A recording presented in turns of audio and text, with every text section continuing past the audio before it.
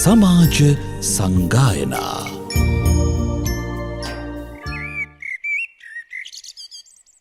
समन्त चक्रवालेषु अत्रा गच्छन्तु देवता सद्धम्मं मुनि राजस् सुनन्तु सग्ग मोक्षदं धम्मස්සවන කාලෝ අයං භදන්තා ධම්මස්සවන කාලෝ අයං භදන්තා ධම්මස්සවන කාලෝ අයං භදන්තා නමෝ තස්ස භගවතෝ අරහතෝ සම්මා සම්බුද්දස්ස නමෝ තස්ස භගවතෝ අරහතෝ සම්මා සම්බුද්දස්ස නමෝ තස්ස භගවතෝ අරහතෝ සම්මා සම්බුද්දස්ස ශ්‍රද්ධා සම්පන්න කාරුණික පින්නතුනි හැම කෙනෙක්ම උතුම් සද්ධර්ම ශ්‍රවණය සඳහා සූදානම් වන මොහොත ලෝතර සම්මා සම්බුදුරජාණන් වහන්සේ 45 වසක් මුළුල්ලේහි අප හැම දිනා කෙරෙහිම මහා කරුණාවෙන් දේශනා කළ මේ උතුම් සද්ධර්මය සෑමදා දුක් ගෙවීම පිණිස පවතින උතුම් ශ්‍රේෂ්ඨ සද්ධර්මයක් යථාර්ථතාවයේ පිළිබඳව භාග්‍යතුන් වහන්සේ විවරණය කරන ලද ඒ පූර්ණ දේශනාව අනිත්‍ය දුක්ඛ අනාත්මාදී ත්‍රිලක්ෂණ ධර්මයක් විදිහට අපට තේරුම් ගන්නට පුළුවන්කම තියෙනවා. ඒ යථාර්ථය පෙන්වා දීමේදී බුදුරජාණන් වහන්සේ ලෝකේහි සියලු සංකත ධර්මයන්ගේ ලක්ෂණ ටිකක් සංකත ධර්මයන්ගේ ස්වභාව ටිකක් අපිට පෙන්වා දුන්නා. ඒ සංකත ධර්මයන්ගේ පෙන්වා දුන්න ලක්ෂණ ටික තමයි අප සාකච්ඡා කළේ අනිත්‍ය සහ අනාත්ම ධර්මයන් හැටියට.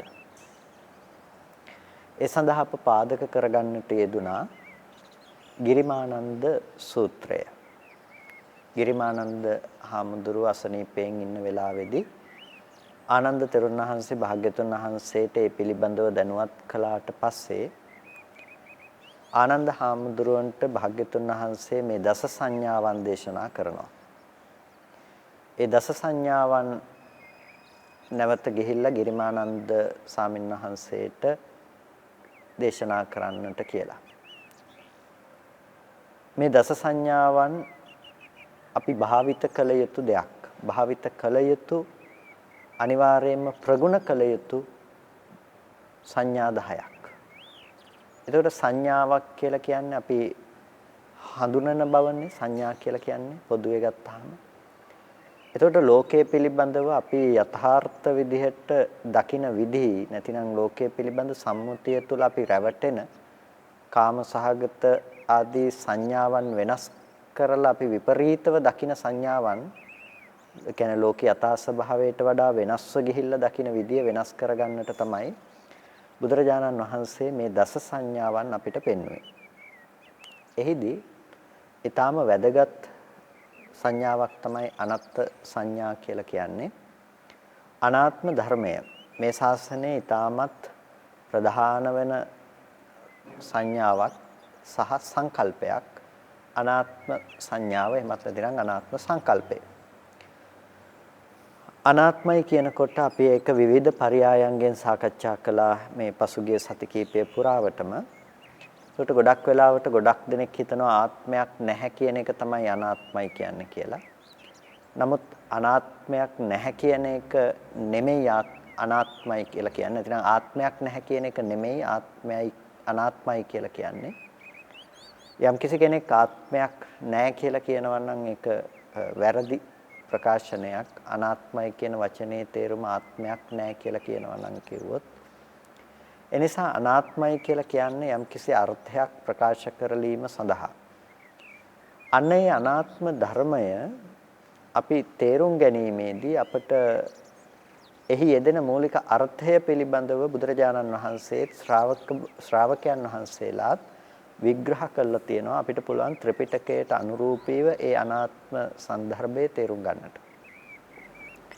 එතකොට මූලික ලෙසම අපි එතනදී තේරුම් ගන්නට යෙදුනා අවශ්‍ය පවත්ත සලක්ෂණ වශයෙන්. ඒ කියන්නේ මේ කිසිම දෙයක් තම වශයෙන්හි පවත්වන්නට පුළුවන් කමක් නැත්තේ නැහැ. ඒකට කිව්වා අවශ්‍ය පවත්ත සලක්ෂණ වශයෙන්.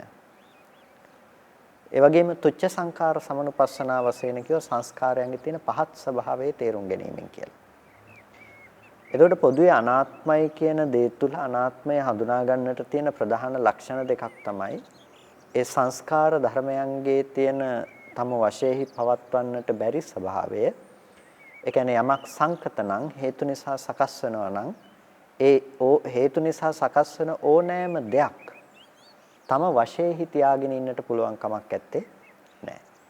අනේ තමන්ගේ වශයෙන්හි තමන්ට ඕන විදිහට ඒක පාවිච්චි කරන්න බැරි වෙනකොට තියාගෙන ඉන්න බැරි වෙනවා නම් ඒකට තමයි අනත්තයි කියලා කිව්වේ. නැත්නම් අනාත්මයි කියලා කිව්වේ. මේක පොදුවේ හැඳින්නුවා අසාර කට්ඨේන අනත්තා කියලා. නැතිනම් අසාරක අර්ථයෙන් අනාත්මයි කියලා කියනවා කියලා. එතකොට කුමන අර්ථයකින්ද මේක අසාර බවටපත් වෙන්නේ? නිච්චසාර සාරේන සුඛසාර සාරේන අත්තසාර සාරේන අසාරෝ. නিত্য සාරවත් බවින් අසාරයි. ඒ කියන්නේ කිසිම දෙයක් ලෝකේ නිට්ටයවත් භාවයක ඇත්තේ නැහැ. ඒ කියන්නේ නිට්ටයයි කියලා කියන්නේ නොවෙනස්ව අවිපරීතව තියනවා කියලා කියනවා නම් ඒක කවදාවත් සිද්ධ නොවන දෙයක්. ඒ නිසා තමයි ඒකට කියන්නේ නිච්චසාර සාරේන අසාරෝ කියලා. නිත්‍ය සාර වශයෙන් ඒක අසාරයි. ඒ වගේම ලෝකේ යමක් සැපයි කියලා කියනවා නම් ඒකාන්ත වශයෙන් පවත්නා සැපක් පණවන්නට පුළුවන් කමක් නැත්තේ නෑ. ඒ නිසා මේ සියලු සංකත ධර්මයෝ සුඛසාර සාරේන අසාරෝ කියලා කියනවා. සැපවත් බවින් අසාරයි කියලා. ඒ වගේම අත්තසාර සාරේන අසාරෝ කියලා කියනවා. ආත්මවත් බවකින් ආත්මවත් බවකින් කියලා කිව්වේ මේ තියෙන කෙනෙක් නැතිනම් මේ භවයෙන් භවයට යන ආත්මයක් තියෙනවා. මේ රූපය ඇතුළ ජීවත් වෙන හෝ රූපේම ආත්මයයි කියලා හෝ හිතාගත්ත විදිහට අපි හිතනවා යම්කිසි ආත්මයක් තියෙනවා. ඒ කියන්නේ නොසිඳී පැවැත්මක්. මේ හිතේ හෝ කය හෝ මේ ආදී මේ ධර්මතා ටික එකතු කරගෙන හරි කෙනෙක් හිතනවා නොසිඳී පැවැත්මක් තියෙනවා. පොඩි කාලේ ඉඳලා මේ ජීවත් වෙච්ච මම මේ ඉන්නවා මෙයා තමයි මැරලා යන්නේ මේ අතීතේ ඉඳලා මේ ආව කියලා අපිට එතන යම්කිසි සංකල්පනාවක් තියෙනවා නම් අන්න ඒකට කියනවා ආත්ම සහගත සංකල්පනාවක් කියලා. අන්න ඒ වගේ ආත්ම සහගත සංකල්පනාවන් මේකේ දකින්නට ඇත්තේ නැහැ. ඒකයි අත්තසාර සාරේන අසාරෝ කියලා කිව්වේ. ආත්ම සාර වශයෙන් මේක අසාරවත් බවක තියෙන්නේ. එතකොට අන්න ඒ විදිහේ ආත්මසාර වශයෙන් අසාරවත් බවක තියෙන මෙන්න මේ අසාරක අර්ථය නිසා ප්‍රධාන වශයෙන්ම අනත්තයි කියලා කියනවා. නමුත් අපිට විශේෂයෙන්ම ඇතම් තැනකදී විග්‍රහයන් අනුව දකින්නට පුළුවන්කම තියෙනවා මේ අසාරක අර්ථය අතහැරලා අනාත්මයි කියන එක වෙනමම අර්ථයකින් පනවනවා සහ අනිත්‍යයට අදාළව අසාරක අර්ථය අසාරකතෝ කියන දේ තබන තැනුත් අපිට ඇතැම් විටක දකින්නට පුළුවන්කම තියෙනවා. ඒ කියන්නේ අසාරක අර්ථය අනිත්‍යතාවයට පෙන්වන තැනුත් අපිට දකින්න ඇතැම් තැනකදී පුළුවන්කම තියෙනවා. එතකොට ඒකට හේතුව තමයි අසාර වෙන්නේ යම්කිසි දෙයක් සංකත ලක්ෂණයක් නිසා. නිත්‍ය වශයෙන් ගියපු සාරවත් බව නැති නිසා අසාරයි. ඒ තමයි ඒකේ තියෙන අනිත්‍ය ලක්ෂණය. ඒකට අපි ප්‍රතිවේද කළ යුත්තේ එහි පවත්න අනිත්‍ය ලක්ෂණය කියන එක තුලින් තමයි ඒ අසාරවත් බව ප්‍රතිවේද කළ යුතු වෙන්නේ. බුදුරජාණන් වහන්සේ ඉස්සෙල්ලාම කෙනෙකුට අනාත්මය පිළිබඳව දේශනා කළේ නැහැ. අනාත්මය පිළිබඳව පැනෙව්වේ හෝ අනාත්මය පිළිබඳව දේශනා කළේ නැහැ. ඒක සමස්තයක් විදිහට පොදුවේ භාග්‍යවතුන් වහන්සේ ඒක කෙනෙක් කරා පැමිණෙව්වේ ඒක ක්‍රමවේදයකට ඒක පිළිවෙලකට මොකද්ද අනිත්‍යතාවය තමයි චක්කුන් අනිච්ඡං ආදී ලෙස අනිත්‍ය පිළිබඳව දේශනා කළා. ඒ වගේම යද නිච්ඡං තං දුක්ඛං කියලා දේශනා කළා. යමක් අනිත්‍ය නම් ඒ අනිත්‍ය ධර්මය දුක්ඛං ඒක දුකයි. ලෝකේ යමක් අනිත්‍ය නම් ඒක සංකත නම් හේතු නිසා සකස් වෙනවා නම් ඒ ධර්මයේ ස්වභාවය තමයි හේතු නැති වෙනකොට නැති වෙලා යන එක. එහෙනම් හේතු නිසා හටගත්ත දේ හේතු නැති වෙනකොට නැති වෙලා යනවා නම් අන්න ඒකට කියනවා දුක්ඛ ලක්ෂණයෙන් යුක්තයි කියලා. යමක් දුක්ඛ ලක්ෂණයෙන් යුක්ත නම් අන්න ඒ ධර්මයට කියනවා අනත්තයි කියලා. ඒ නිසා තමයි යද නිච්ඡං තං දුක්ඛං යං දුක්ඛං තදනත්තා කියලා කිව්වේ. යමක් අනිත්‍ය නම් ඒක දුකයි.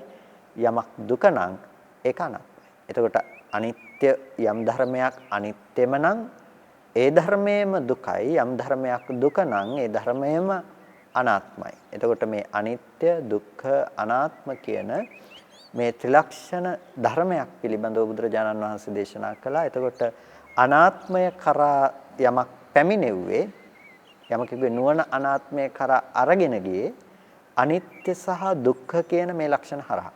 අන්න ඒක අපි හොඳට තේරුම් ගත යුතුයි.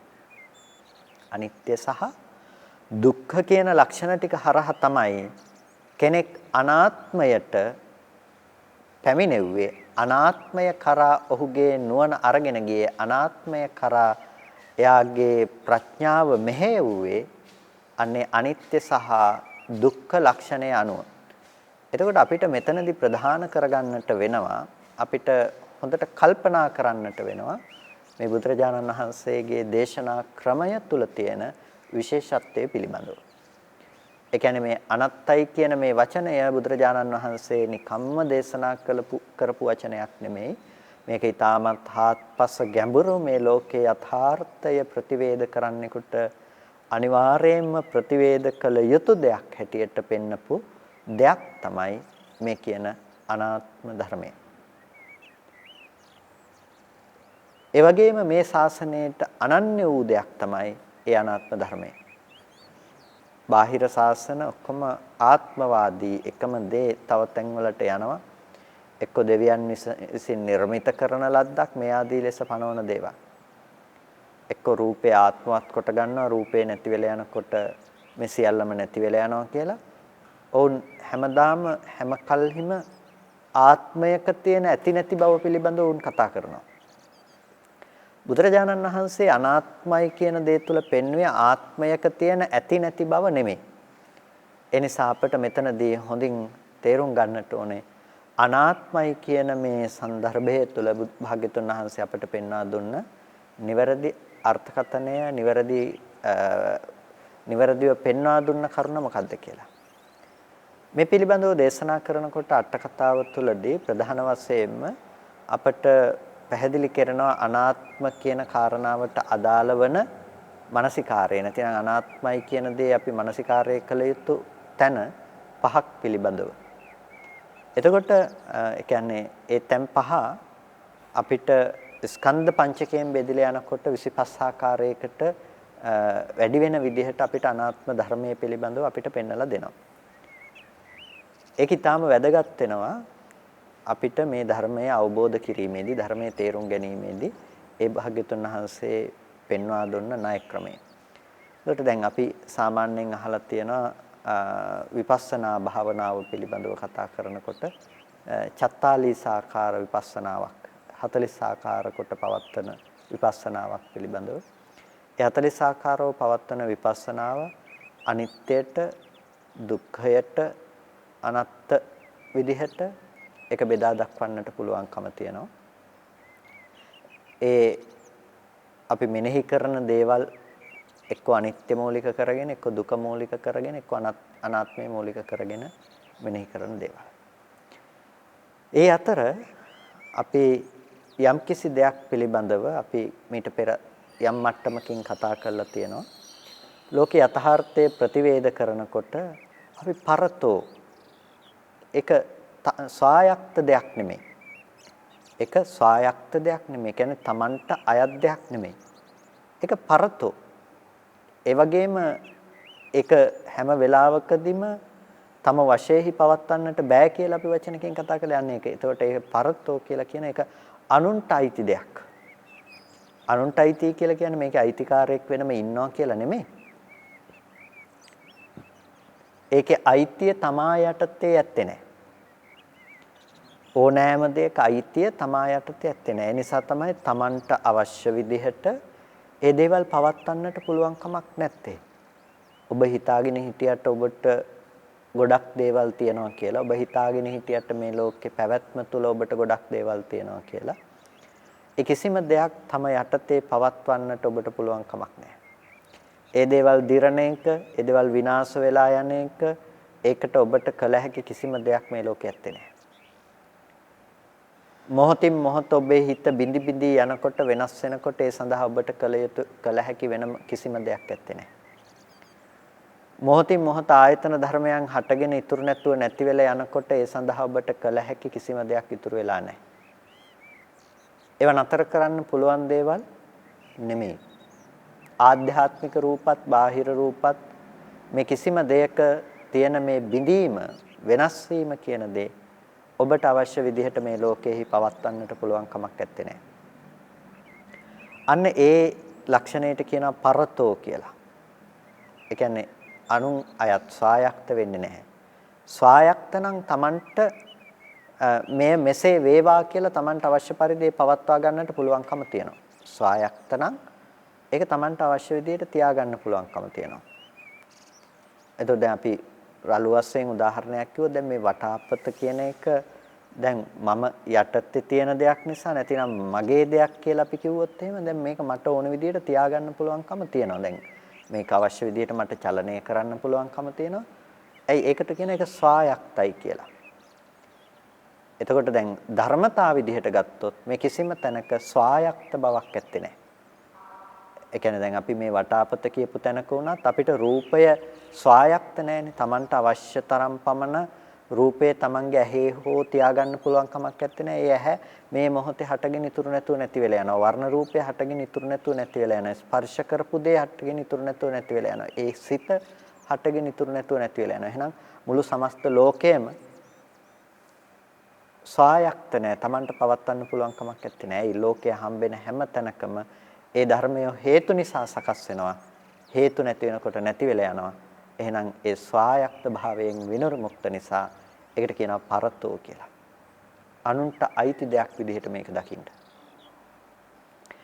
ඒ අනුන්ට අයිති දෙයක් විදිහට දකින දේ ඔබට ඔබේ ජීවිතේ ප්‍රායෝගිකව ඔබ ඉන්න තැන ඉඳලා පටන් ගන්න පුළුවන්කම තියෙනවා. ඒක මහා ගැඹුරට ගිහිල්ලා ස්කන්ධයන්ගේ තනින්ම ඉස්සෙල්ලාම ගෝචර කරගන්න ඕනේ කියලා කියනවා නෙමෙයි.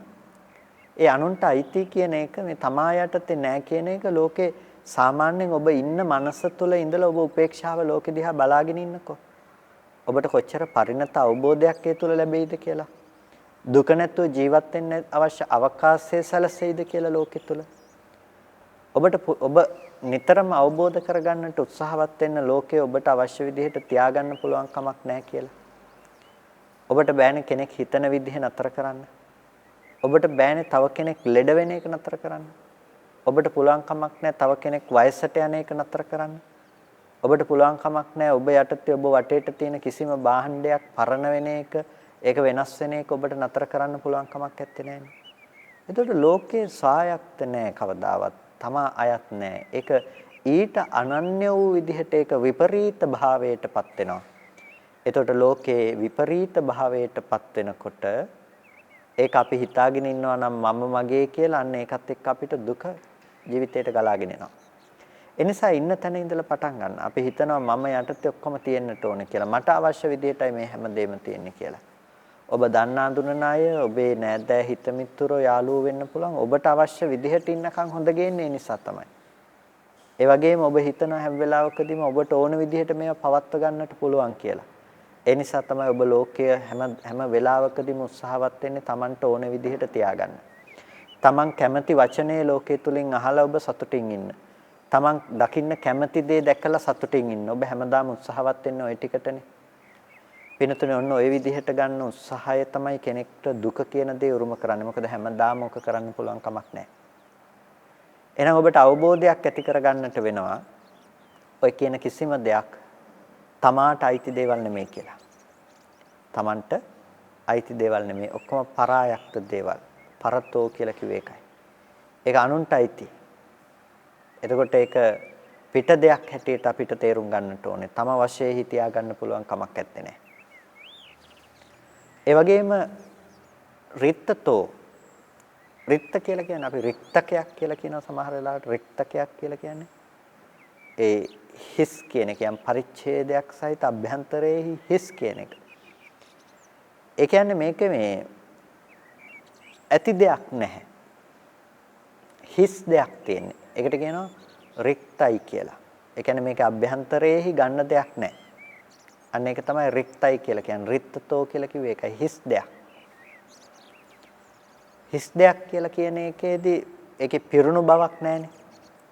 දැන් රූපය කියන එක ඇතුලේ පිරුණු බවක් ඇත්තේ නැහැ. රූපය කියන එක ඇතුලේ බර සාරවත් දෙයක් ඇත්තේ නැහැ. රූපය කියන දේ රික්තයි.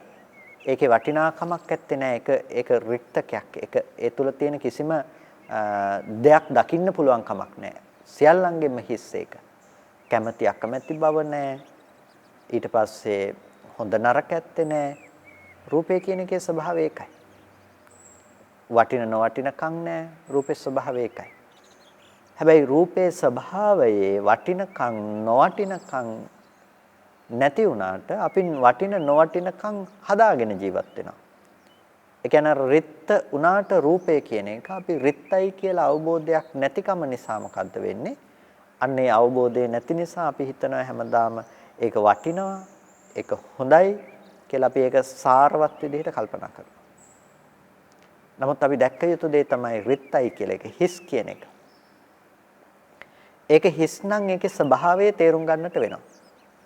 යමක් හිස් නම් ඇයි ඒක හිස් කියන්නේ කියලා ඔබට තේරුම් ගන්නට වෙනවා මොන හේතුව නිසාද ඒක හිස් කියලා කියන්නේ කියන එක. පින්නතුනේ ඒක හිස් කියලා කියන්නේ නිකම්ම නෙමෙයිනේ. හිස් කියලා කියන්නේ එහි ඇත්තටම වටිනකමක් නැති නිසා. දැන් අපිට අද රූපේ වටිනාකම තියෙනවානේ. ඇහැට පේන රූපයේ වටිනකමක් තියෙනවා. ඒ වටිනකම අපි හිතනවා රූපෙට අයිති දෙය කියලා. 5000 නෝට්ටුවක් ගත්තොත් අපි හිතනවා නෝට්ටුව තමයි වටින්නේ කියලා. ඇත්තටම වටින්නේ නෝට්ටුවද? එහෙම නැතිනම් ඒ නෝට්ටුව වටින දෙයක් හැටියට කල්පනා කරන කෙනාගේ මනසින් උපදින දෙයද කියලා හිතුවොත් එහෙම. වටිනකම හැමදාම තිබුණේ සංකල්පනාව පැත්තේ. අර කියන කඩදාසි කොලේට පාට ටිකට කිසිම වටිනකමක් තිබෙන්නේ නැහැ. කඩදාසි කොලයකට පාට ටිකකට කිසිම වටිනකමක් තිබෙන්නේ නැහැ. හැබැයි ඒ පිළිබඳව අපි පවත්වපු සංකල්පනාව කියන එකෙන් අපිට පෙන්වලා දෙනවා මොකක් කියලාද ඒක වටින දෙයක් කියලා. රූපේ හිස් කියලා කියන්නේ ඒකයි. ඒකේ තියෙන පනවගත්ත වටිනකමක් විතරයි. ඔබට ඊටාම වටින රූපයක් තව කෙනෙකුට ඒක ඊටාම නොවටින දෙයක් බවට පත් වෙනවා. ඇයි ඒ වටිනකම රූපේ තිබිලා එන දෙයක් නෙවෙයි. ඒ වටිනකම රූපේ තිබිලා එන දෙයක් නෙමෙයි. අර එක රජ කෙනෙක් තමන්ගේ දේවියට ඊටාම ආදරය කරනවා. ඉතින් බොහොම සතුටින් ජීවත් වෙනවා. නමුත් මේ දේවියට අකාලේ ලෙඩ වෙලා තරුණ කාලෙදිම මේ දේවිය මරණයටපත් වුණා. රජුරෝ මහා දුකෙන් ඉන්නවා. ඊටාමත් ඒකත් එක්ක පීඩාවටපත් වෙලා රාජ්‍ය විචාරන්නෙත් නැහැ, කන්නේ බොන්නෙත් නැහැ. මේ විදිහට මහා දුකකින් වාසය කරනකොට එක තාපසයෙක් මොකද කරන්නේ අර රජුරෝට ගිහිල්ලා කරුණු පැහැදිලි කරලා දීලා මේ සසරේ ස්වභාවය ගැන කතා කරලා ඔහුගෙන් අහනවා දැන් කැමතිද ඔබ අර මේ දේවිය දකින්න කියලා. ඊට පස්සේ ඔහු කියනකොට ඒ දේවියව ගෙන්නනවා. ඒ දේවිය manuss ලෝකෙන් මැරිලා ගිහිල්ලා ඊට පස්සේ ගොම කුරුමිනියෙක් වෙලා ඉපදිලා ඒ තමන්ගේ ස්වාමියා වූ කුරුමිනියත් එක්ක ගොම ගුලියක් රෝල් කරගෙන එනවා. එනකොට තාපසයාගේ ධානුභාවයෙන් තාපසය අදිෂ්ඨාන කරලා sannivedanaya කරන්නට පුළුවන්කම හදනවා රජුරුත් එක්ක. කුරුමිනියගෙන් අහනවා මේ කවුද කියලා දන්නවද? නැහැ. ඊට පස්සේ කුරුමිනියගෙන් අහනවා ඔබ කැමතිද මෙයාට? කුරුමිනියා කියන්නේ නැහැ. කුරුමිනිය නැවත අර මේ තමන්ගේ ස්වාමී වූ කුරුමිනියත් එක්ක අර ගොමගුලිය රෝල් කරගෙන යනවා. ඉතින් රජුරෝ මේකේ යථාර්ථය තේරුම් ගන්නවා. ඒක තමයි පින්නතුනේ මේක රිත්තයි කියලා කියන්නේ. මේක හිස් කියලා කියන්නේ වටිනකමක් නැහැ කියලා කියන්නේ. මොකද අද එක දවසක වටින දේ ඊළඟ දවස් වෙනකොට ඔබට වටිනකමක් නැහැ. ඒක තමයි හැම තැනකම තියෙන ස්වභාවය. අපි හැමදාම හිතාගෙන ඉන්නවා වටිනා දේ වටිනවමයි කියලා. එළියේ තියෙන ඔය වටිනකම එක රූපෙට අයිති එක රූපේ පැත්තේ තිබිලා අපේ පැත්තට එන දෙයක් අපි හැම වෙලාවකදීම කල්පනා කරන්නේ ওই විදිහට. ওই විදිහට මේ දේවල් ගැන කල්පනා කරන්න ගියාම අපිට සිද්ධ වෙන්නේ මොකද්ද? අපිට හැමදාම අර වටින දේවල් තියෙනවමයි කියන වටිනා ලෝකේ හම්බ වෙනවා. අර වටිනා දේවල් ලබා ගැනීම සඳහා අපි මහන්සි වෙනවා, වෙහෙස වෙනවා, කටයුතු කරනවා. මුළු ජීවිතේම කැප කරනවා ඒ වෙනුවෙන්. හැබැයි කවදාවත් දැන් ඇති කියලා ওই වටිනා කියන ලෝකේ අපිට ගෙනල්ලා දෙන්නේ නැහැ. ඔබ ඉෂ්ට නොකරගත්ත හීන ටිකක් ඒ විදිහටම ඉතුරු කරලා තියෙනකොට ඔබ මරණයටපත් වෙනවා. ආපහු අලුතෙන් හොයන්න පටන් ගන්නවා. ඔගොල්ලෝ හිතාගෙන ඉන්න විදිහට ලෝකේ කවදාවත් ඒ වටිනකම පවත්වන්නේ වුණාට පුළුවන් කමක් නැත්තේ. ඒක තමයි යථාර්ථය. එහෙම හිතාගෙන ඉන්න ලෝකෙට බුදුරජාණන් වහන්සේ පෙන්නලා දුන්නා. කොහොමද අපි ඇත්ත දැක්ක යුත්තේ? කොහොමද අපි ඒක නිවැරදිව ග්‍රහණය කරගත යුත්තේ කියලා. ඔබට පුළුවන් නම් ලෝකෙත් තියෙන රිත්ත බව දකින්න. රිත්ත බව කියලා කියන්නේ හිස් බව දකින්න. ඒ තුල හරයක් අරටුවක් දකින්න නැතුව ඉන්න පුළුවන් නම් ඔබට. ඔබට ලෝකේ වටින නොවටින කන් සහිත දේවල් හම්බ වෙන්නේ. රිත්තෝ කියලා කියන්නේ හේතුව නිසා. රූපය රිත්තයි. රූපය කියන එකේ වටින කමක් නැහැ. රූපය කියන එකේ නොවටින කමක් නැහැ. වටිනකම් වලින් නොවටිනකම් වලින් පවතින බවින් නොපවතින කමින් මේ සියලුම දේවල් වලින් රූපය කියන ධර්මය රික්තයි. ඇයි? හේතු නිසා හට ගන්නවා. හේතු නැති වෙනකොට නැති වෙලා යනවා. මේකේ සාරවත් බවක් නැහැ. පවතින බවක් ඇත්තේ නැහැ. රික්ත බවක් විතරයි තියෙන්නේ. ඒ නිසා ඔබ විදර්ශනා වඩනකොට ඔබට පුළුවන් අනාත්ම සංකල්පය, අනාත්ම සංඥාව දියුණු කරන්න එහි තියෙන රික්ත බව තේරුම් ගැනීම. එහි තියෙන හිස් බව තේරුම් ගැනීම. එතකොට ඔබට සම්මර්ෂණය කරන්න වෙන්නේ නැවතත් තමන්ගේ පැත්තේ තියෙන ඒ ආධ්‍යාත්මික ධර්මතා ටික. තමන්ගේ පැත්තේ තියෙන ඒ ආධ්‍යාත්මික ධර්මතා ටික. කොහොමද මේ ආධ්‍යාත්මික ධර්මතා ටික තමන් සම්මර්ෂණය කරන්නේ? තමන්ට ඒ පිළිබඳව තේරුම් ගන්නට වෙනවා. තමන්ගේ ආධ්‍යාත්මික ධර්මතා ටික සම්මර්ෂණය කරනකොට රූපය කියන එක මොහොතකට අහුත්වා සම්භූතං හුත්වා න භවිස්සති පෙර නොතිබී හටගත්ත අනාගතේට ඉතුරු නැතුව නැති වෙලා යනවා. පෙර නොතිබී හටගත්ත ඉතුරු නැතුව නැති වෙලා යනවා. මේ අහුත්වා සම්භූතං හුත්වාන පටිවේති නැතිනම් අහුත්වා සම්භූතං හුත්වාන භවිස්සති කියලා කියන්නේ මේ කියන්නේ මේ මොකක්වත් නැතුව ආකස්මිකව කෘතේමව හටගත්ත කියන කතාවක් කියන්න නෙමෙයි. හේතු නිසා සකස් වෙන ධර්මයේ හේතු නැති වෙනකොට නැති වෙලා ගියා නම් ඒ නැති වෙලා ගියපු එක පෙර නොතිබීනේ දැන් හේතු නිසා හටගත්තේ. ඒකට හේතු නැති වෙනකොට ඒක නැති වෙලා යනවා. ආයේ කවදාවත් උපදින්න විදිහක් ඇත්තෙත් නැහැ නේද? අලුතෙන්ම හේතු ටිකක් එකතු වෙන තැනක ඒක අලුතෙන්ම හටගත්ත දෙයක් වෙයි මිසක ඒ කලින් තිබුණ එක බවට පත් වෙන්න කොහොමටවත් පුළුවන් කමක් නැත්තේ නැහැ. අලුතෙන්ම හේතු ටික ඇතිකල්ලි හටගන්න අලුත්ම ඵලයක් හටගන්නකොට අපි කියනවා එක දිගට තියෙන දෙයක් කියලා. ඒක අපේ මෝඩකම මිසක ඒක වෙනත් දෙයක් නෙමෙයිනේ. ඒක අපේ මෝඩකම මිසක අර හට ගැනීම සහ වැයවීම කියන දේ අපි නොදැනගත්තොත් අපිට හටගත්ත දේවල් ටිකක් විතරක් පේනවා නම් හැමදාම තියෙන දේවල් හම්බ වෙනවා. දැන් උදාහරණයක් හැටියට මම කියන්නේ දැන් අපේ සේනාසනයේ විදුලි පන්දමක් ටෝච් එකක් අරගෙන ඇවිල්ලා. ඒක ස්වාමින්වහන්සේ නමක් උදේම එනවා. උදේ කාලෙදී ඔක්කොටම කලින් එනවා ස්වාමින්වහන්සේ. ඉතින් කුටියේ ඉඳලා එනකොට හැමදාම ඇවිල්ලා එකම තැන විදුලි පන්දම තියනවා.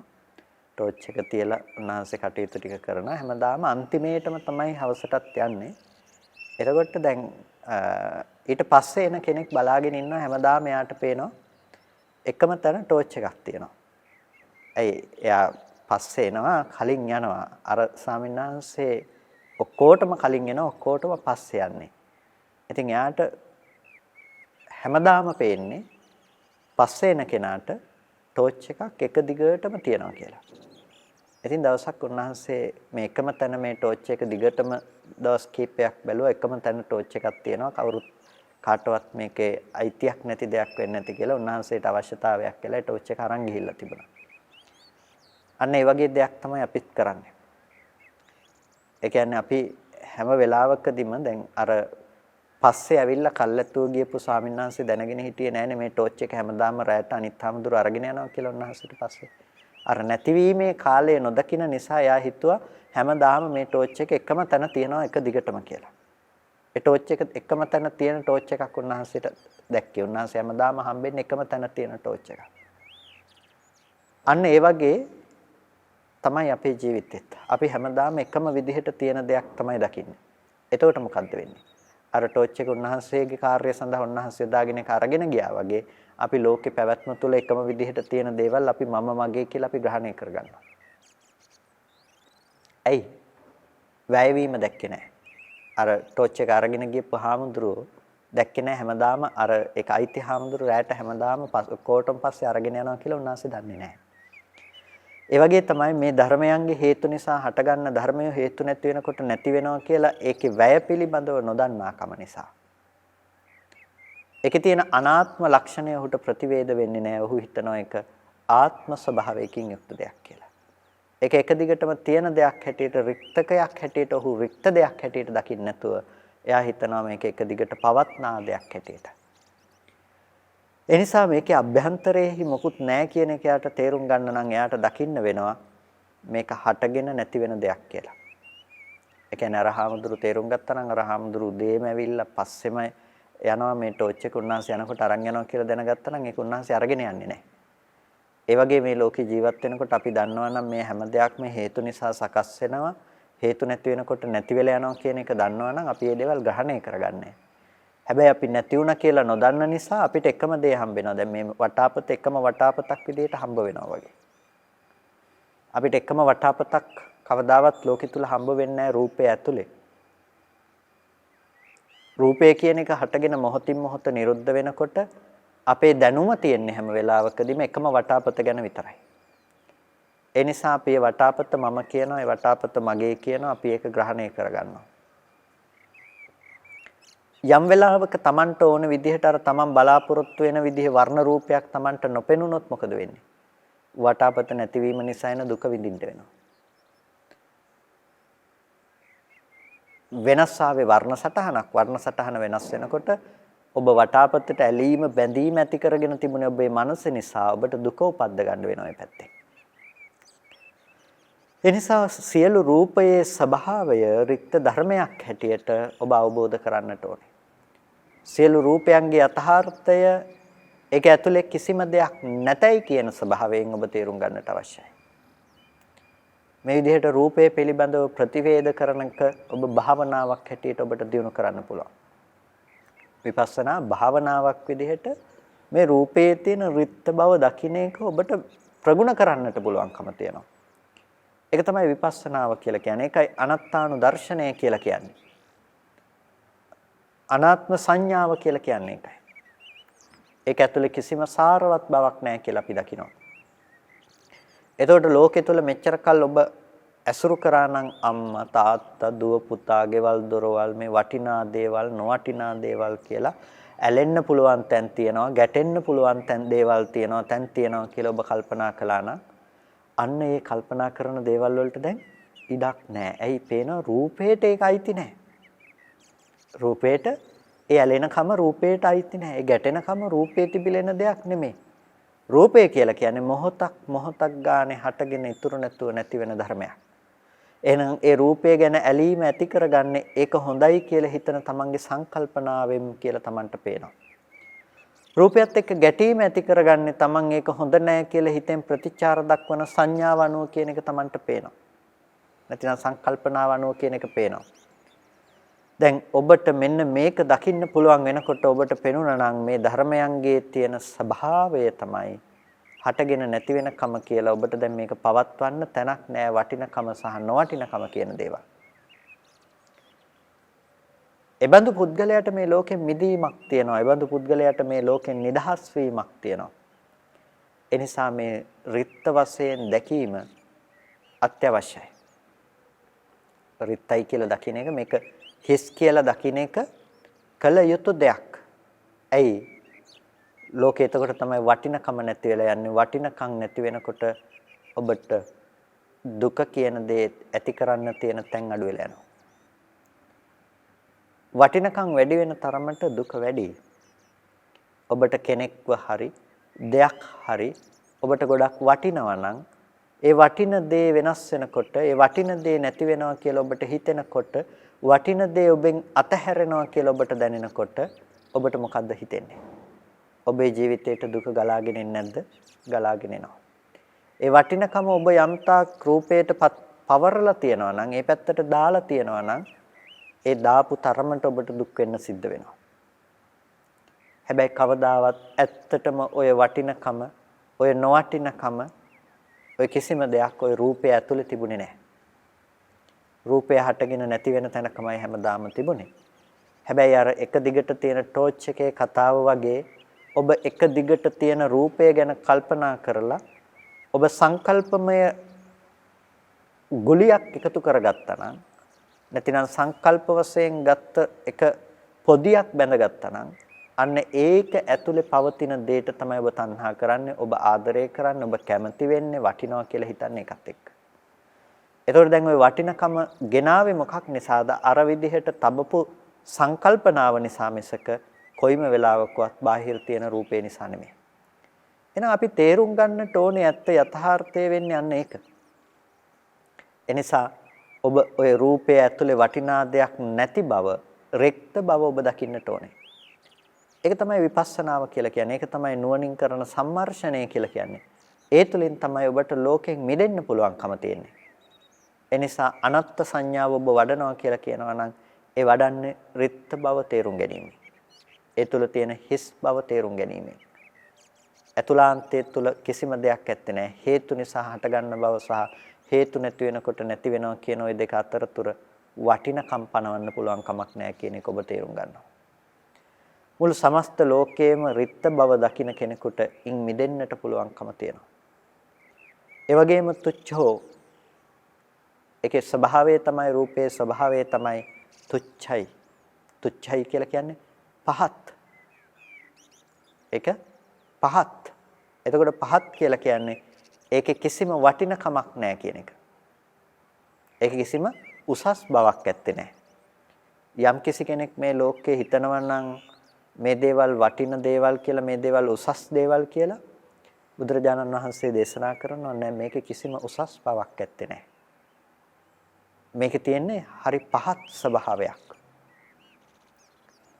හරියට කිලුටු ඇඳුමක් ඇඳගෙන මේක වටිනාම දේ කියලා හිතාගෙන ඉන්න අන්ධෙක් වගේ කියලා. ඒක අන්ධෙකුට කෙනෙක් ගිහිල්ලා කියනවා ලෝකේ තියෙන ලස්සනම පාට තමයි සුදු පාට කියලා. පරම වර්ණය සුදු වර්ණය කියලා. මේ අන්ධ කෙනාට හිතෙනවා ලෝකේ තියෙන ලස්සනම පාට සුදු පාට නම් මටත් ආසයි ඒ වගේ පාට වස්ත්‍රයක් ඇඳගන්න කියලා. ලෝකේ තියෙන ලස්සනම පාට සුදු පාට කියලා අන්ධයාට ගිහිල්ලා කෙනෙක් කිව්වහම අන්ධ කෙනාට හිතෙනවා අනේ මටත් එච්චර ලස්සනම ඒ වර්ණය ඇඳගන්න පුළුවන් නම් ඒ පාට ඇඳුමක් ඇඳගන්න පුළුවන් නම් හොඳයි කියලා. එයා මොකද කරන්නේ? කෙනෙකුට කියනවා එයාගේ යාළුවෙකුට කතා කරලා මට ලස්සන සුදු පාට ඇඳුමක් ගෙනත් දෙන්න. මට කෙනෙක් කිව්වා ලස්සනම පාට සුදු පාට කියලා. එනිසා මට ලස්සනම සුදු පාටෙන් පරම වර්ණය වෙච්ච ශ්වේත වර්ණයෙන් ලස්සන ඇඳුමක් ගෙනත් දෙන්න කියලා. එතකොට අන්නේ ඇඳුමක් ගෙනත් දෙන්න කියලා කිව්වහම මොකද කරන්නේ?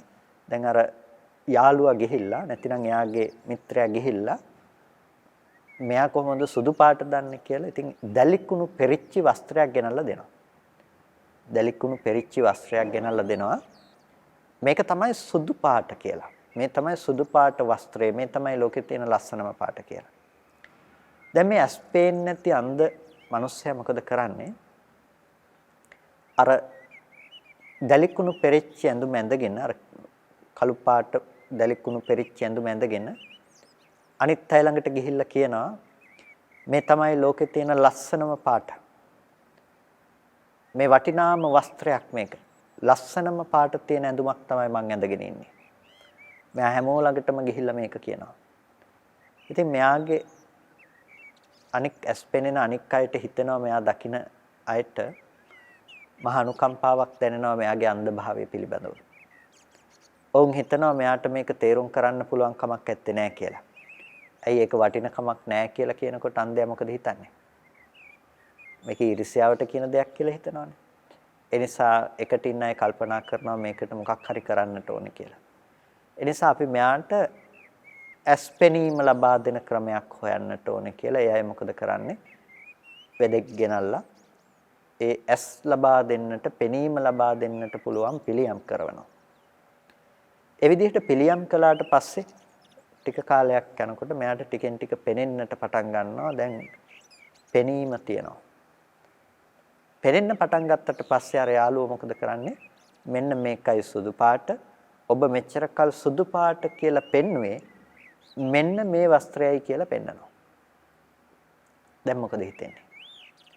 මෙච්චර කල් සුදු පාට කියලා හිතාගෙන අර අනුන්ට පෙන්න ගියපු අර වස්ත්‍රය ගැන මොකද හිතෙන්නේ? ඒක ආපහු නෑ මේක තමයි මට හොඳ සුදු පාට කියලා එයා ගන්නවද? ඒක එයා ගන්නෙ නෑ. ඒක එයා දුරින්ම දුරු කරනවා. ඇයි? ඒක පහත්.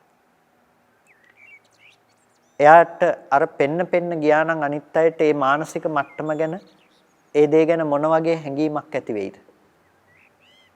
අර විදිහට පෙන්න ගියා නම් අනිත් අය ළඟට මේ දැලිකුණු පෙරිච්ච වස්ත්‍රයේ සුදු පාටයි කියලා පෙන්න ගියා නම් හොඳයි කිව්වනම් ඒක හරි පහත් දෙයක් කියලා හිතේ.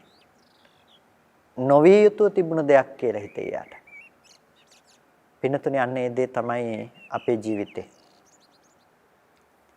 අන්ධ කෙනෙකුට පරම වර්ණය සුදු වර්ණය කියලා පෙන්වුවා වගේ අවිද්‍යාව නැමැති අන්ධකාරයෙන් වැහිලා අවිද්‍යාව නැමැති අඳුරේ ගිලිලා මොකක්වත්ම නොදක ඉන්න අපිට ඒ ලෝකෙම ජීවත් වෙන තව මිනිස්සෙක් අපිට ගෙනල්ලා දෙනවා අර පරම වර්ණයේ සුදු වර්ණයේ කියලා වස්ත්‍රයක් ගෙනල්ලා දුන්නා වගේ ලෝකේ සාරවත් කියලා කියන්නේ මේ දේවල් කියලා අපි හිතන අපි ගොඩනගාගෙන ඉන්න මේ ලෝකය ගැන අපි ඉගෙන ගන්නවා. අපි හැමදාම වටිනකම් හොයනවා ගිහිල්ලා ඒකස්සේ. අපිට වටිනකම් හම්බෙනකොට අපි වටිනවා කියලා හිතන දේවල් අපි හම්බ කරගත්තා කියලා හිතෙනකොට අපි අනිත් අය ඉස්සරහට ගිහිල්ලා කියනවා මම මෙච්චර වටින කෙනෙක්. මගේ මේ දේවල් මෙච්චර වටිනවා. මේ දේවල් මෙච්චර අගය කළ යුතු දේවල්. ඔව් අනිත් අය ඉස්සරහට ගිහිල්ලා පුරසාරම් දොඩනවා කොටිම කියනවා නම් මානෙටපත් වෙනවා. මේකනේ අපේ ජීවිතේ. අපි මේ දේවල් වල සතුටු වෙනවා. අපි මේ දේවල් අරගෙන ගිහිල්ලා අනිත් අය ඉස්සරහා කතා බහ කරනවා. අපි මේ දේවල් තුලින් ලෝකේ මම සාර්ථකයි කියලා අපි හංගිනවා කල්පනා කරනවා. ඕක තමයි අපි කාගේ ජීවිතේ. හරියට අර අන්ධයා සුදු පාටයි කියලා දැලිකුණු පෙරිච්ච වස්ත්‍රයක් අරගෙන ගියා වගේ. ඒ වගේ කවදාවත් සාරවත් බවක් පණවන්න නැති දේවල් ගැන කවදාවත් උත්තරීතර කියලා පණවන්න බැරි දේවල් ගැන කවදාවත් ඒකාන්තයෙන් හැම කාලයකටම සැප ගේනවා කියලා පණවන්න බැරි දේවල් ගැන සැපයි කියලා හිතාගෙන අපි මේ දේවල් පස්සෙම පන්නනවා. ඒ දේවල්ම ඇසුරු කරනවා. අනිත් අයටත් අපි ඒ දේවල්ම පෙන්නනවා ගිහිල්ලා. හරියට අර අන්ධයා දැලිකුණු පෙරිච්ච වස්ත්‍රය අරගෙන ගියා වගේ. බුද්ධ ආදී සත්පුරුෂයන් වහන්සේලා මොකද කරන්නේ? මේ කෙනාට පෙනීම ලබා දෙනවා. අර මෝඩකම අයින් වෙන පෙනීම ලබා දෙනවා. පෙනීම ලබා දුන්නට පස්සේ යාට මොකද්ද හිතෙන්නේ? අර ලෝකයා අර පෙන්න ගියපු වැඩේ හොඳයි ශ්‍රේෂ්ඨයි කියලා හිතනවද? නෑ යාට හිතනවා මේ වැඩේ හරි පහත් වැඩක් කියලා. ඒ වැඩේ නොකල යුතු දෙයක් කියලා. එතකොට පේනවා මේ දේවල් හරි තුච්චයි කියලා. ඒ ඇඳුම කිසිම වටිනකමක් නැති දෙයක් කියලා. ආපහු ඒක කරේ දාගෙන මේක වටිනවා කියලා පුරසාරම් දොඩන්න ඔහුට හිතෙන්නේ නැහැ. ඇයි ඒකේ තියෙන නොවටිනකම ඔහු මනවින් ප්‍රත්‍යක්ෂ කරනවා. ඒ නිසා අපිට මේක තුච්චයි කියලා කියන්නේ ඒ නිසා. තුච්චයි කියලා කියන්නේ අන්න ඒ හේතුව නිසා. මේකේ තුච්ච බව අප තේරුම් ගන්නට අවශ්‍යයි. රූපාදී සියලු ධර්මයන්ගේ තියෙන තුච්ච බව අපි තේරුම් ගන්නට අවශ්‍යයි. ඒකට වැටුණා කියලා කියන්නේ ආපහු අපි අපිරිසුදු භාවයටපත් වෙනවා කියන එක. අපිරිසුදු බව කියන එකෙන් අදහස් කළේ දුක් විඳින්න පුළුවන් මනසක් නිර්මාණය වෙනවා කියන එක. ඒ කියන්නේ අපිට රූපේ පැත්තේ වටින නොවටින කන් දේවල් හම්බුනට පස්සේ අපි කොච්චර ජීවිතේ මහන්සි වෙනවද? වචනේ පැත්තට, ශබ්දයේ පැත්තට අපිට වටින නොවටිනකම් හම්බුනාම අපි බැනුම් අහන එක නතර කරලා හොඳ විතරක් අහගෙන ඉන්න කොච්චර ජීවිතේ මහන්සි වෙනවද? කාගෙන්වත් වචනයක් අහන්න නැතුව ජීවත් වෙන්න කියලා. කොච්චර කළත් අහන්න වෙනවා. අපි හොඳ දේවල් තියාගෙන ඉන්න කියලා කොච්චර උත්සාහවත් වුණත් නරක දේවල් අපි කරා ලං වෙනවා. නරක දේවල් වලට අපිට මුහුණ දෙන්න සිද්ධ වෙනවා. ඒ දේවල් අපේ වශයෙහි තියාගන්න පුළුවන් කමක් නැති තැනක අපි හැමදාම ඒකත් එක්ක කොට්ටු වෙනවා. තුච්ච නැද්ද? නැතිනම් පහත් නැද්ද මේක? මේක පහත්මයි. හැමදාම හොඳයි කියලා හිතාගෙන ඉන්න මේක පහත්මයි. මොකද ඒකෙන් දුකමයි උරුම කරන්නේ. හරියට අර ඇස්පේන කෙනෙක් ළඟට ගිහිල්ලා මේවා හරි හොඳයි කියලා කියනවා වගේ තමයි ධර්මයේ පිළිබඳව අවබෝධයක් තියෙන කෙනෙක් ළඟට ගිහිල්ලා මේවා වර්ණනා කරනවා කියන එක. එනිසා මේ ලෝකයේ ස්වභාවය තමයි පින්නතුනි මේ යම් කිසි දෙයක් හේතු නිසා හටගෙන හේතු නැති වෙනකොට නැති වෙන ස්වභාවයකින් යුක්ත නම් ඒ සෑම ධර්මයක්ම තුච්ඡ ලක්ෂණයෙන් යුක්තයි. එනිසා ඔබට විපස්සනාව වඩන්න තියෙන තැනක් තමයි තුච්ඡතෝ කියලා කියන්නේ. තුච්ඡ වශයෙන් දකින්න. ඒ කියන්නේ ඒක පහත් වශයෙන් තේරුම් ගන්න කියලා කියන්නේ තුච්ඡතෝ. පහත් වශයෙන් ඒක දකින්න. ඒක පහත් වශයෙන් දකිනකොට ඔබට පුළුවන්කම තියෙනවා ඉන් අත මිදෙන්නට, ඒකෙන් නිදහස් වෙන්නට ඔබට පුළුවන්කම තියෙනවා. ඒ නිසා තුච්ඡතෝ කියලා ඒ ගන්න එක ඔබේ විපස්සනා මාර්ගයේ හැටියට ඔබ භාවිත කරන්න. ඔබේ විපස්සනා මාර්ගයේ හැටියට ඔබ තේරුම් ගන්නට අවශ්‍යයි. තුච්ඡතෝ.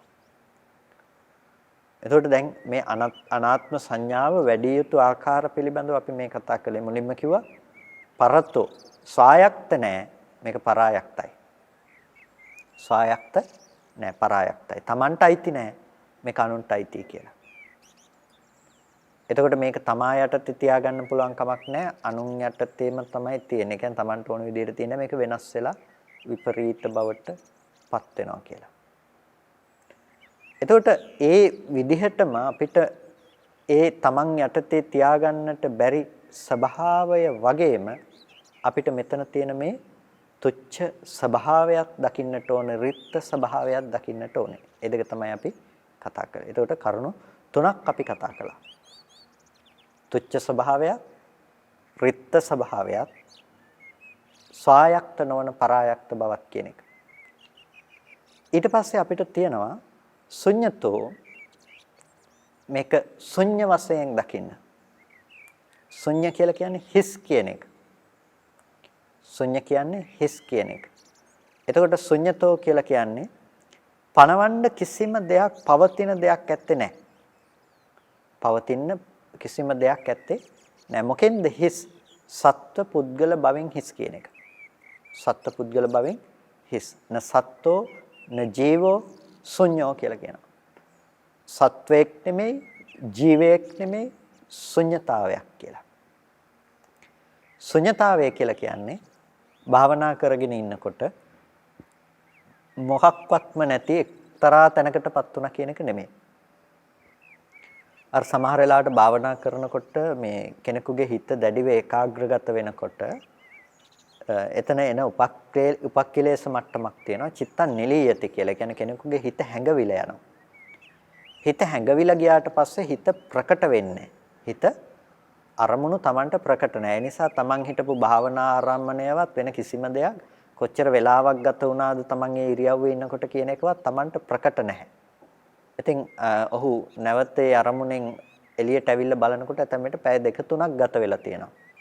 ඒක දැන් එයා මතක් කරලා බලනකොට අර මොකෙන්ද හිටියේ කියලා එයාට ඒක මතක නැහැ. එතකොට හිතනවා ඒක ශුන්්‍යතාවයක් කියලා. හිස් බවක්. ඒ වෙලාවේ ශුන්්‍යතේටපත් වෙලා හිටියා කියලා කෙනෙක් කල්පනා කරනවා. හැබැයි ඒක නෙමෙයි බුදුරජාණන් වහන්සේ දේශනා කරන ශුන්්‍යතාවයේ බවට පත් වෙන්නේ. ඒක නිවැරදි ශුන්්‍යතාවය නෙමෙයි. නැත්ති කිංචි කියලා කිසිවක්ම නැතයි කියලා කෙනෙක් හිතුවත් ඒ කිසිවක්ම නැතයි කියන එක තියෙනවානේ. ඒ වගේ ලෝකේ ශුන්‍යයි කියලා අපි කොච්චර හිතන්න ගියත් ලෝකේ හිතන ශුන්‍යතාවය කියන එක ඇත්ත දෙයක් නෙමෙයි. ලෝකේ මේ විදිහට ශුන්‍යතාවය ගැන අපිට කල්පනා කරන්න පුළුවන් කමක් නැත්තේ නෑ. දේවල් වලින් ශුන්‍යයි කියලායි ඒ ශුන්‍යයි කියලා දකින්න එක තියෙනවානේ. යම් කිසි තැනකට ගිහිල්ලා අපි ශාලාවකට ගිහිල්ලා අපි කියනවා මේකේ කවුරුත්ම නෑ කියලා. ඇත්තටම කවුරුත් නැද්ද? නෑ, කෙනෙක් ඉන්නවා. කවුරුත්ම නැහැ කියලා දන්නේ කොහොමද? කවුරුත්ම නැත්තම්. දකින්න කෙනා ඉන්නවනේ.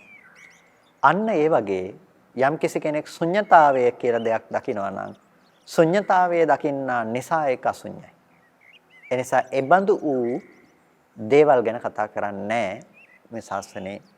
ශුන්්‍යතාවය කියලා කතා කරන්නේ ශුන්්‍යත චේතෝ විමුක්තියටපත් වීම. එය सिद्ध කරන්නට තියෙන්නේ අනාත්මය අවබෝධ කිරීම තුළ අනාත්මය අවබෝධ කරන්නට තියෙන්නේ ඒ කෙනෙකුට මේ ස්කන්ධයන්ගේ යථාර්ථය ප්‍රතිවේද කිරීම තුලින්. ඒ ආකාරයට තමයි එයාට ශුන්්‍යතාවය කියන දේ ප්‍රතිවේද කරන්නට පුළුවන්කම තියෙන්නේ. අපි මේ කතා කරන්නේ අනාත්ම සංඥාව ඇසුරු කරන්නට තියෙන විදිහ පිළිබඳව. එතකොට ඒ අනාත්ම සංඥාව විපස්සනාවක් විදිහට පාවිච්චි කරනකොට භාවිත කරනකොට ඔබේ මානසිකාරයේ පැවැත්විය හැකි ක්‍රම පිළිබඳවයි මේ කතා කරන්නේ. ඒ නිසා ශුන්්‍යතෝ කියනකොට ඔබට හිස් ස්වභාවය පිළිබඳව මෙනෙහි කරන්න පුළුවන්කම තියෙනවා. අපි ඉදිරියේදීත් තව දුරටත් මේ ශුන්්‍යතෝ කියන ශුන්්‍යත ස්වභාවය සහ අනිකුත් ලක්ෂණ නැතිනම් අනත්තතෝ කියන මේ කරුණු පිළිබඳවත් අපි වැඩි දුරට සාකච්ඡා කරන්නට පුළුවන්කම තියෙනවා. ඉතින් කල්පනා කරගන්න අද දවසේදී සද්ධර්ම ශ්‍රවණය කරලා යෝනිසෝ මනසිකාරාදී පවත්තලා වටිනා කුසලයක් සිදු කරගන්නට යෙදුණා. මේ සිදු කරගත්ත කුසලය අපි මේ වෙලාවේදී අනුමෝදන් කළ යුතු අයට අනුමෝදන් කරනවා. පළමුවෙන් අපට අර්ථයෙන් ධර්මයෙන් අනුශාසනා කළ අපේ ධර්මාචාර්ය අවසරයි මාංකඩවල සුදස්සන ස්වාමීන් වහන්සේට, අවසරයි මාංකඩවල නන්දරත්න ස්වාමීන් වහන්සේට, ස්වාමීන් වහන්සේලා දෙනමතම උතුම් නිවනින් සැනසීම පිණිස මේ කුසලය හේතු පාරමිතාවක්ම වේවා කියලා ප්‍රාර්ථනා කරනවා.